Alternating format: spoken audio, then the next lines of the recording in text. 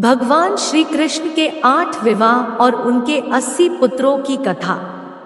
पुराणों के अनुसार श्री कृष्ण ने 8 स्त्रियों से विवाह किया था जो उनकी पटरानियां बानी थी। ये थी रुक्मिणी, जाम्बवती, सत्यभामा, कालिंदी, मित्रविंदा, सत्या, नागनजिती, भद्रा और लक्ष्मणा।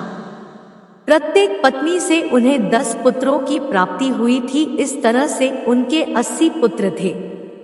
आज हम आपको श्री कृष्ण की 8 रानियों और 80 पुत्रों के बारे में बताएंगे। एक रुक्मिणी विदर्भ राज्य का भीष्म नामक एक वीर राजा था। उसकी पुत्री का नाम रुक्मिणी था। वह साक्षात लक्ष्मी जी का ही अंश थी। वह अत्यधिक सुंदर और सभी गुणों वाली थी। नारद जी द्वारा श्री कृष्ण के गुणों सा वर्णन सुनने पर रुक्मिणी श्री कृष्ण से ही विवाह करना चाहती थी। रुक्मिणी के रूप और गुणों की चर्चा सुनकर भगवान कृष्ण ने भी रुक्मिणी के साथ विवाह करने का निश्चय कर लिया था। रुक्मिणी का एक भाई था जिसका नाम रुक्मी था। उसने रुक्मिणी का विवाह शिशुपाल से साथ तय कर दिया था। जब यह बात श्री कृष्ण को पता चली तो वे विवाह से एक दिन पहले बलपूर्वक रुक्मिणी का हरण कर द्वारका ले गए। द्वारका पहुंचने के बाद श्री कृष्ण और रुक्मिणी का विवाह किया गया। रुक्मिणी के 10 पुत्र पैदा हुए। रुक्मिणी के पुत्रों के ये नाम थे प्रद्युम्न, चारुदेष्ण, सुदेष्ण, चारुदेह, सुचारु, विचारु, चारु, चरुगुप्तक, भद्रचारु, चारुचंद्र। 2 जाम्बवती सत्राजित नामक एक यादव था।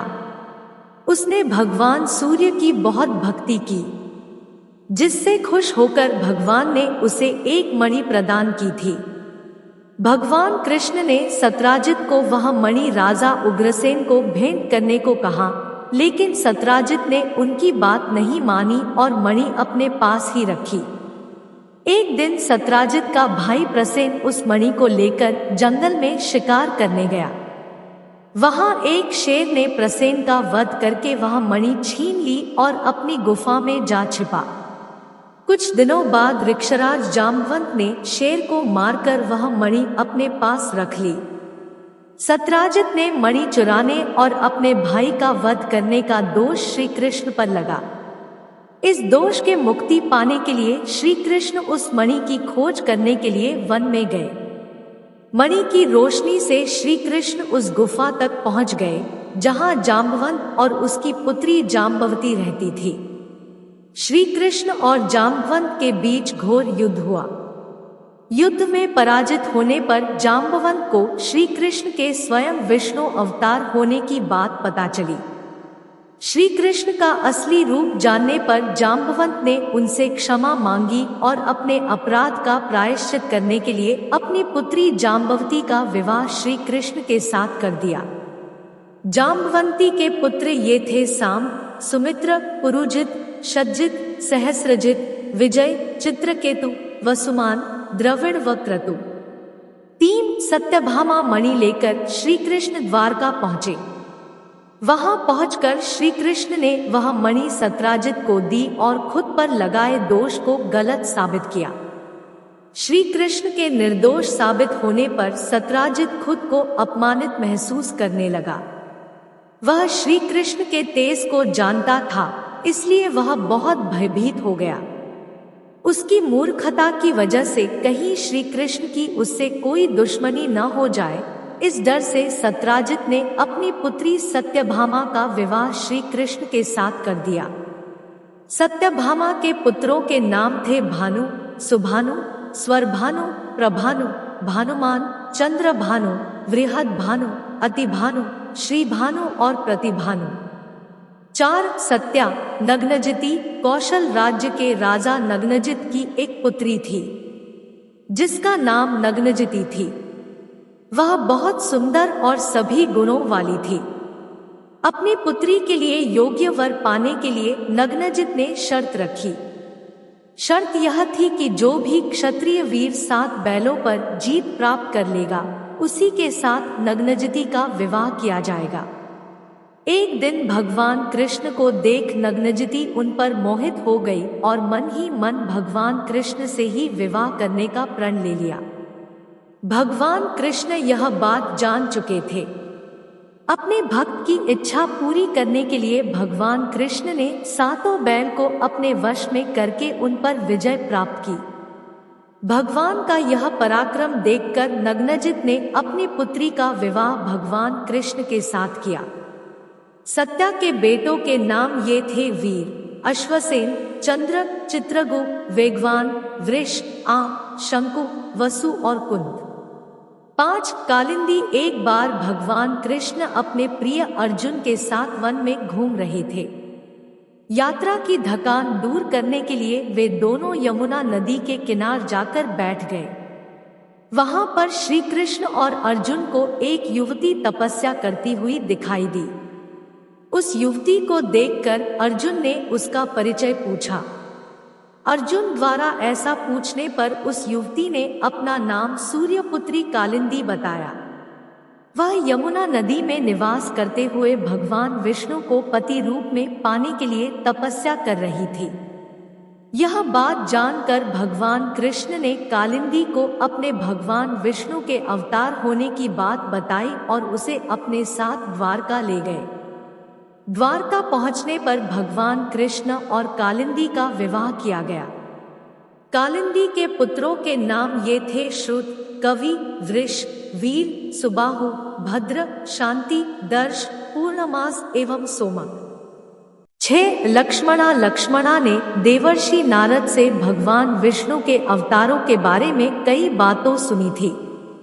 उसका मन सदैव भगवान के स्मरण और भक्ति में लगा रहता था। लक्ष्मणा भगवान विष्णु को ही अपने पति रूप में प्राप्त करना चाहती थी। उसके पिता यह बात जानते थे। अपनी पुत्री की इच्छा पूरी करने के लिए उसके पिता ने स्वयंवर का एक ऐसा आयोजन किया जिसमें लक्ष्य भेद भगवान विष्णु के अवतार श्री कृष्ण के सिवा कोई दूसरा न कर सके। लक्ष्मणा के पिता ने अपनी पुत्री के विवाह उसी वीर से करने का निश्चय किया जो कि पानी में मछली की परछाई देखकर मछली पर निशाना लगा सके। शिशुपाल, कर्ण, दुर्योधन, अर्जुन कोई भी इस लक्ष्य का भेद न कर सका। तब भगवान कृष्ण ने केवल परछाई देखकर मछली पर निशाना लगाकर स्वयंवर में विजयी हुए और लक्ष्मणा के साथ विवाह किया। लक्ष्मणा के पुत्रों के नाम थे प्रघोष, गात्रवान, सिंह, बल, प्रबल, ऊर्ध्वग, महाशक्ति, सह, ओज एवं अपराजित। 7 मित्रविंदा अवंतिका, उज्जैन की राजकुमारी मित्रविंदा के विवाह के लिए स्वयंवर का आयोजन किया गया था। उस स्वयंवर में मित्रविंदा जिसे भी अपने पति रूप में चुनती उसके साथ मित्रविंदा का विवाह कर दिया जाता। उस स्वयंवर में भगवान कृष्ण भी पहुंचे। मित्रविंदा भगवान कृष्ण के साथ ही विवाह करना चाहती था, लेकिन उसका भाई विंद दुर्योधन का मित्र था, इसलिए उसने अपनी बहन को बल से भगवान कृष्ण को चुनने से रोक लिया।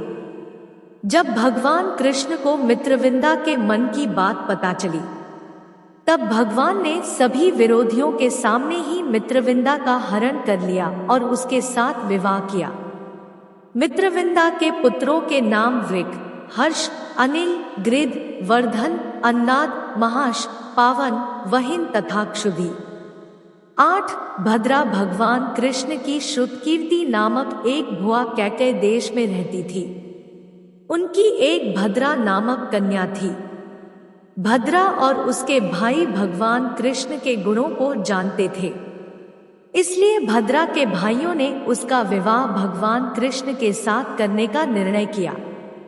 अपने भुआ और भाइयों की इच्छा पूरी करने के लिए भगवान कृष्ण ने पूरे विधि विधान के साथ भद्रा के साथ विवाह किया।